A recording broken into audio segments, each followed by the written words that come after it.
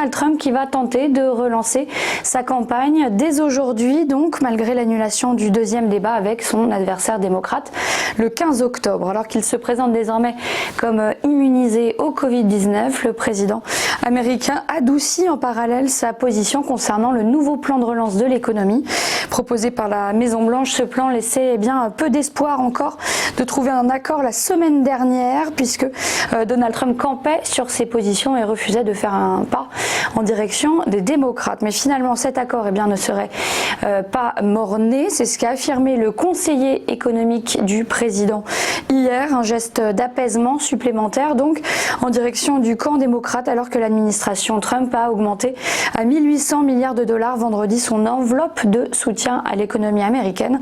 Un budget donc revu considérablement à la hausse à moins de 3 semaines de l'élection présidentielle.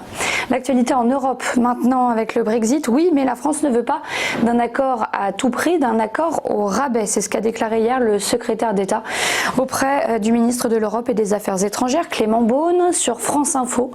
Il a expliqué que Bruxelles et Londres tentent toujours de trouver une solution de sortie pour éviter un no deal. Un accord doit être trouvé dans les prochaines semaines, selon lui début novembre même, alors que des regains de tension ont rythmé les relations, les négociations le mois dernier. Clément Beaune a assuré, je cite, qu'il ne faut pas perdre son calme dans les derniers jours de négociations, parce que c'est là parfois qu'on fait de mauvaises concessions, de mauvais compromis. Fin de citation. Alors que Paris tente donc de jouer la carte de la raison, Boris Johnson lui poursuit sur son tempo et affirmé que le Royaume-Uni lui vivrait très bien avec un no deal.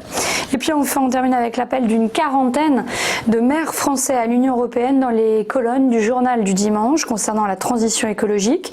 Ces élus signataires de droite comme de gauche lui demandent de soutenir leurs efforts. Dans leur tribune, les maires de Lyon, Reims, Bordeaux ou encore Saint-Étienne estiment que l'UE doit, je cite, accompagner leurs actions dans les territoires. Les centaines de milliards d'euros du plan de relance européen doivent être une opportunité d'accélérer la transition écologique, de financer le Green Deal européen et de relever l'ambition climatique de notre continent.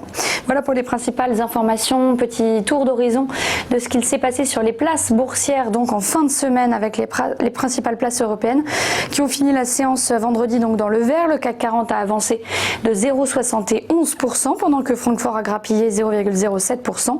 Le FTSE 0,65%. L'Eurostoxx 50 a pris 0,55%.